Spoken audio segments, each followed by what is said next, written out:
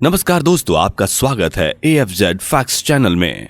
दोस्तों, ताजमहल को लेकर रह रहकर आज भी यही सवाल उठते हैं कि आखिर कैसे बिना सीमेंट के इतने बड़े बड़े पत्थरों को आपस में जोड़ा गया होगा और क्यों बाढ़ के खतरे को जानते हुए भी ताजमहल को यमुना नदी के किनारे ही बनाया गया और इतनी विशाल इमारत को बनाने के लिए इतने संगमरमर पत्थरों को कहां से लाया गया। ताजमहल को बनाने में किन मजदूरों ने काम किया था और क्या सच में शाहजहां ने ताजमहल बनाने वाले मजदूरों के हाथ कटवा दिए थे? क्या है इन सब के पीछे की सच्चाई? आज की वीडियो में हम आपको इन्हीं सवालों का जवाब देने वाले हैं, तो बने रहिए वीडियो के अंत तक हमारे साथ, क्योंकि आज की वीडियो बहुत ही नॉलेजेबल होने वाली है। तो चलिए शुरू करते हैं। दोस्तों, इस दुनिया में आज भी बहुत सी ऐसी चीजें हैं जिनका निर्माण आज भी रहस्य बना हुआ है। इसी कड़ी में दुनिया के 8 अजूबों में शामिल ताजमहल का भी नाम आता है। ताजमहल का निर्माण 1632 में शुरू हुआ था और 1653 में पूरा हुआ। ताजमहल को बनाने में 22 साल के लगभग का समय लग गया।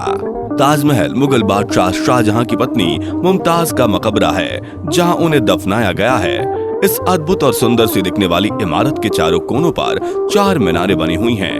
इन मीनारों की ऊंचाई 139 फीट के लगभग है। आप लोग तो जानते ही होंगे कि ताजमहल पूरी दुनिया में प्यार की निशानी के लिए प्रसिद्ध है। इसे शाहजहां ने अपनी पत्नी मुमताज बेगम की याद में बनवाया था। ताजमहल का नक्शा 1560 ईस्वी में बनी हुमायूं के दिल्ली स्थित मकबरे पर आधारित था।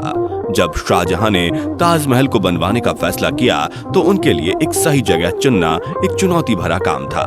आपकी जानकारी के लिए बता दें कि शाहजहां ताजमहल के लिए एक शांत जगह चाहते थे और ताजमहल बनाने वाले विशाल बगीचे के लिए पानी की कमी ना हो, इस बात का भी ध्यान रखना था। इसलिए ताजमहल को यमुना नदी के किनारे बनाने का निर्णय लिया गया। ताजमहल को बनाने के लिए 42 एकड़ जमीन का निर्धारण किया गया। ताजमहल को बनाते वक्त इस बात का विशेष ख्याल रखा गया कि यमुना नदी की बाढ़ से इसे नुकसान न हो। इसके लिए ताजमहल को एक बहुत ही विशाल चबूतरे के ऊपर बनाने का निर्णय किया गया। आपने कभी न कभी इसके फोटो या रियल में ताजमहल के नीचे किस विशाल चबूतरे को जरूर देखा होगा। इस विशाल चबूतरे की लंबाई 970 फीट और चौड़ाई 364 फीट है। ताजमहल को पूरी तरह से संगमरमर के पत्थरों से बनाया गया है और उस समय इतने विशाल पत्थरों को खदानों से निकालकर आगरा तक लाना और प्रॉपर शेप देना एक बहुत बड़ी चुनौती थी। ताजमहल में ग्लोबल हेरिटेज की सूची में शामिल विश्व प्रसिद्ध मकरानी की खदान से निकलने वाले संगमरमर पत्थर का इस्तेमाल किया गया था।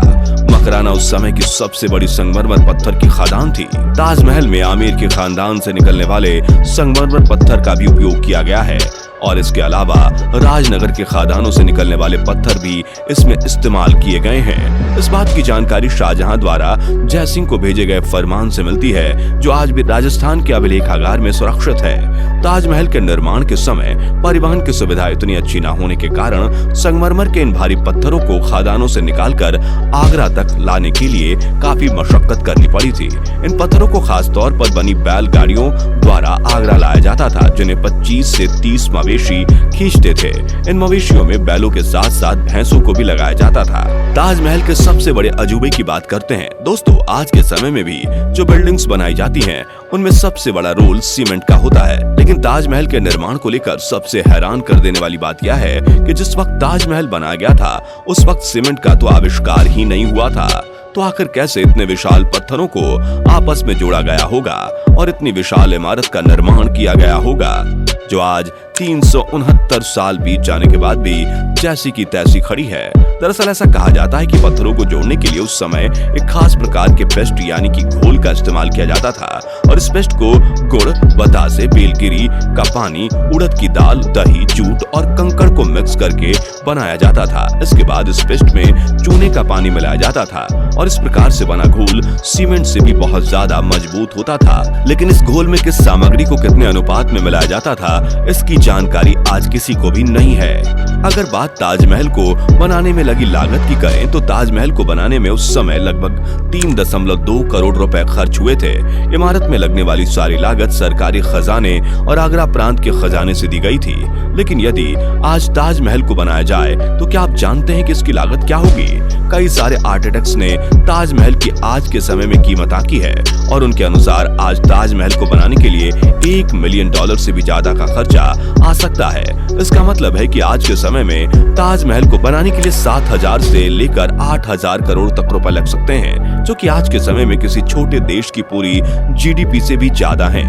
अब बात करें ताज की सजावट और नक्काशी की।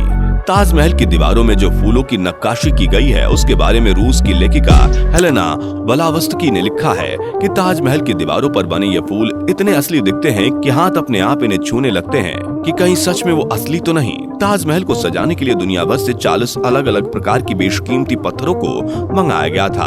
ताजमहल की खूबसूरती में 4 चांद लगाने वाले हरे रंग के जेड पत्थर को चीन से, फिरोजा पत्थर को तिब्बत से और मूंगा पत्थर को अरब सागर और लाल सागर से मंगाया गया था। इसके अलावा ताजमहल में लगे पीले अंबर को वर्मा और माणिक को श्रीलंका से लाया गया था। भारत में मुगल साम्राज्य की सत्ता तक तो ये बेशकीमती पत्थर ताजमहल की शोभा बढ़ा रहे थे, लेकिन ब्रिटिश साम्राज्य आने के बाद ये पत्थर धीरे धीरे गायब होने लगे।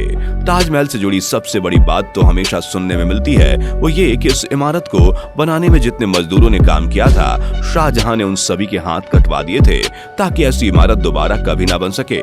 लेकिन क्या ये बात वाकई में सच है? दोस्तों, आपको बता दें कि ताजमहल को बनाने के लिए 20,000 से भी ज्यादा मजदूरों ने काम किया था। इन मजदूरों को भारत के अलावा फारस और तुर्की से लाया गया था। तो यदि सच में इतने मजदूरों के हाथ काटे गए होंगे तो आप उस सीन की कल्पना भी नहीं कर सकते। लेकिन अब आपको बता दें कि इस घटना के किसी भी प्रकार के कोई साक्ष्य मौजूद नहीं है जो इस बात को सच बताते हो कि शाहजहां ने अपने मजदूरों के हाथ कटवा दिए थे।